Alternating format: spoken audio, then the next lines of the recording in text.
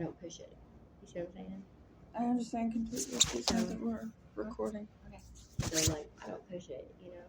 So, what I do is if I don't feel strongly about, like, me, like, leaving wherever I'm at to be where I feel like a small pool to, like, I know it's not time for me to be there yet, you know? And so I may wait. Like, sometimes it'll be hard for me to get a ride, you know? Yeah. And I'm like, okay, what was it meant to be, you know? Yeah. And I'm still going to try to get a ride because I still feel like I need to be somewhere, you know? So I still try to get the ride, but I don't get frustrated with it. I don't get too discouraged unless it's something that I feel is important to me. But I read this meme the other day. Life has a tendency to say, this is important, this is important, this is important, this is important.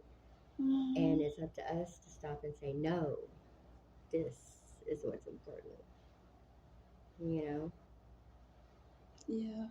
Because you are important, your heart is important. The things that mean something to you are important too. So it's okay when life keeps trying to drag you every which way to say, you know, and stop and regroup. Because if you're not sure, you gotta stop, right? And you gotta regroup. I guess And that's just, what I thought I was doing, but I wasn't considering him. I should have. I can't take it back, and I feel shitty. well, because I don't want to have to lose him, but if I do, I know I have to, because, you know, if you set it free and it comes back, what the fuck ever. But I don't like losing. me neither. I think I've lost too much already. Me too. I feel you. I really do. Because, you know, I lost my husband when I was 23. I was 23 when I lost my husband. I was 22 when he was diagnosed terminally ill. But in a 1 year span, that last year that he was alive, we bought a home. He had his dream car that he wanted. We purchased that for him. And then he was diagnosed terminally ill. And then 90 days later, he passed away. And also we had our 5-year wedding anniversary. He had his 30th birthday. You know, and we had Christmas. I know we had Thanksgiving. And he lasted until December 15th. So we didn't get Christmas together. You know? So it was like my life in a year's time. I got everything I ever hoped and dreamed for. You know? And in literally really less than a year, in 10 months, because it was 10 months almost to the day when we bought our house. In 10 months, I got everything I ever wanted, and guess what? I lost everything I ever hoped and dreamed and wanted, because I wanted my family, you know? What year was that? In 2009. 2001? Mm-hmm. 2001? 2009. 2009. Mm-hmm. So it was like, I've been here since 2000, at the end of 2000, because of Hurricane Katrina. mm-hmm. We had, where I'm from, we had a lot of people come up from Katrina, and that was an eye-opener for me and what made me want to move, because we had just had my daughter. Actually, I think I was still pregnant with her, and we had kids that was coming up here and trying to go to school and just trying to like live her freaking life, you know, like where I'm from. And the kids were so mean and so racist to them, and they were like, yeah, they were like, you don't go to school here, you go to the town over, you know. And it was just like, I just felt so ashamed, you know, because even in a time of like just complete like craziness and chaos and disaster, they couldn't just let these kids just have the one thing of normalcy, which was going to school. Instead, they had to pick on them, and it's like kicking them while they were already down, you know. It's just like, and I looked at my husband and said, I don't want to raise my kids here. And he said, okay. And that's when we started the process of like working on our credit in order to buy a house, and he had bankruptcy, so we had to wait until that had been off his credit for like 3 years. And he was like, in 2005, he had like one more year left before he could before that would be off his credit to where he could start building his credit, because like 3 years after like chapter 7 you can start building your credit, I think. Oh yeah, there's like chapter 7, chapter 11, something. Chapter 11. And so 3 years after he started to build his How do I credit. know that? It's probably because you read something about it. No, photographic memory. That's it. That's fantastic. I love that. Like That's what I've always thought of it as. I can think of facts and details very quickly if it's, and I mean like all kinds of different shit, like Jeopardy shit, but not that good because I ain't that goddamn smart. Shoot, all it takes on Jeopardy though is to have a really good recall. All the what? On Jeopardy, all it takes is having a really good recall. Like as far as like remembering. And they be like, you gotta ask your thing as formal question. Mm. Fuck you. Okay. What is? All right, Alex Trebek. What is your dick? Right. My nickname. Thank you. Yes. Anyhow. What is your dick for 500? I was actually saying like you're a dick. Yeah. And he's like, that's my name. Next question, please. Yeah. But yeah, I think though, like really, I think losing my husband was an eye opener at 23 because I took a lot of things for granted. Mm-hmm. A lot of things because I can understand. I did not appreciate the love he gave at all because I was too young, and I didn't really love myself or even know how to love anyone, but for some reason he put up with me, and he put up with my craziness, and he loved me unconditionally, loved me unconditionally, and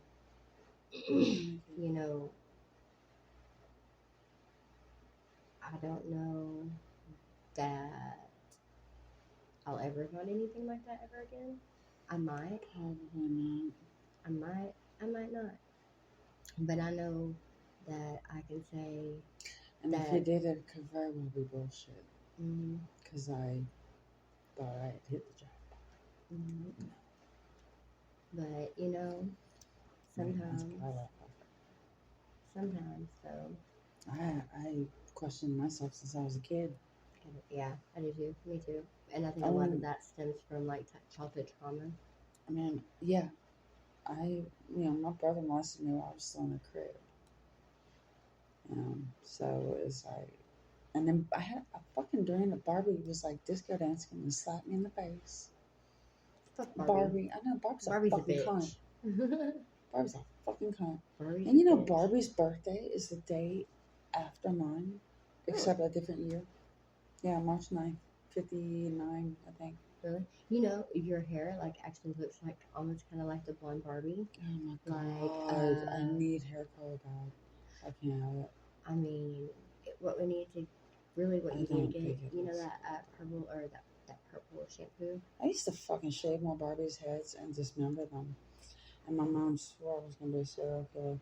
She didn't do anything about it. My daughter would get so upset when our dog would like take and chew her Barbie's leg off or something, and then it would be like she'd get upset, and I'd be like, no, help! I need a naked nurse. And I would go and get a Band-Aid, and I'd put a Band-Aid on, and I'm like, look, baby, it's disability Barbie. It's cool. It's all good. Friggin' cute. And so it was like she was like, okay, Barbie has disability.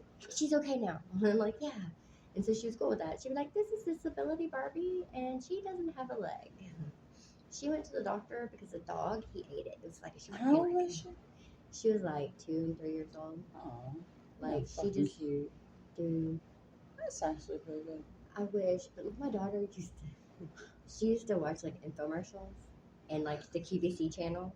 So like her like favorite like thing to do would be I used to watch that shit at night. Like she was like on the QVC channel, like she was like 4 years old, and she was like selling things at my grandma's house, like to her, like after watching QVC, and dude, it was so stinking cute because Did she actually buy any of this stuff? Because I did.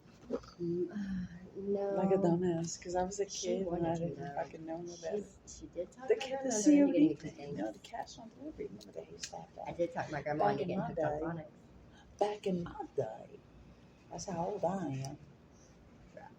46. I'm not that old. I'm not that old at all. I'm almost half a fucking century. Man. I'm not that old. But see, you're aging very well, so high five on that because I can't have fun. what? I don't know how to anymore. You don't know how to? I can't let my fucking guard down. And I don't trust the fucking soul. And everything's just falling apart. So, But, you know, I identify with that. trying. Me too. It would be a whole lot worse. It really could.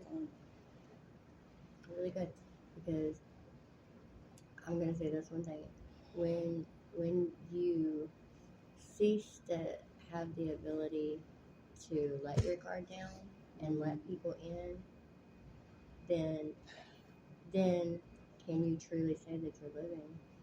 Can you what? Can you truly say that you're living? Or are you It might just take a minute for that to kick in. Right?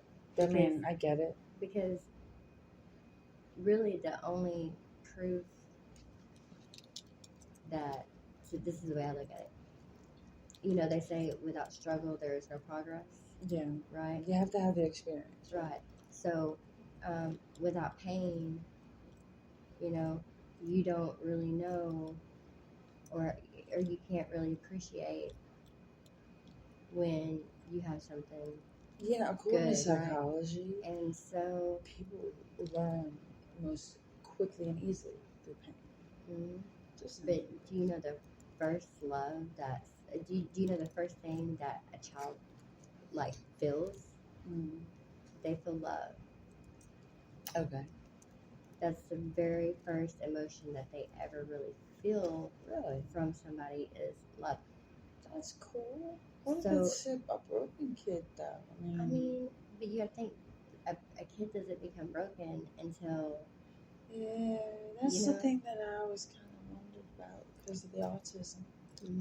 Because Jacob being autistic, one of the main reasons that is because of my great grandmother and how she cared for herself while she was pregnant with my grandmother.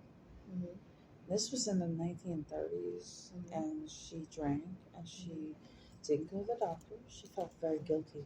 She had her 3 months premature. And she was small enough to hold the palm of your hand. And she told me this. She died 96 years old.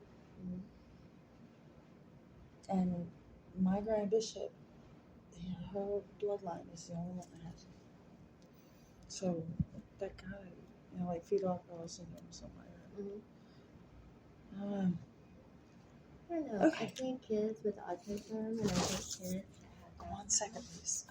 We are gonna have to call it a wrap. Thank you, and give her a dap.